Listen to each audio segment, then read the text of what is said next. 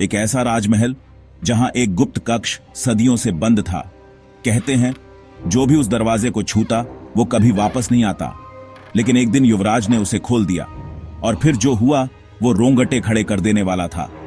राजा विक्रमादित्य का सिंहगढ़ महल अपनी भव्यता के लिए प्रसिद्ध था, लेकिन महल के अंदर एक गुप्त कक्ष था जिसे सदियों से किसी ने नहीं खोला था।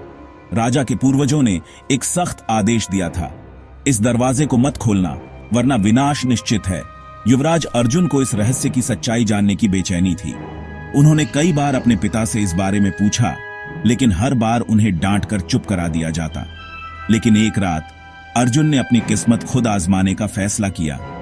अंधेरे गलियारों से गुजरते हुए अर्जुन गुप्त कक्ष के दरवाजे तक पहुंचे। दरवाजे पर अजीब शिलालेख खुदे हुए थे, जो भी इस कक्ष में प्रवेश करेगा वह अपने ही पापों से टकराएगा। अर्जुन ने दरवाजे को धक्का दिया। कट! दरवाजा धीमे धीमे खुलने लगा। अंदर एक सोने का सिंहासन रखा था और चारों तरफ पत्थर की मूर्तियां खड़ी थीं।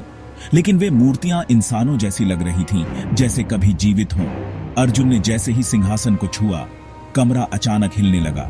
अचानक मूर्तियां हिलने लगीं। उनकी आंखें चमक उठी और उनमें से एक बोल पड़ी, तूने शापित कक्ष का नियम तोड़ा है, अब तू भी हमारी तरह पत्थर बनेगा।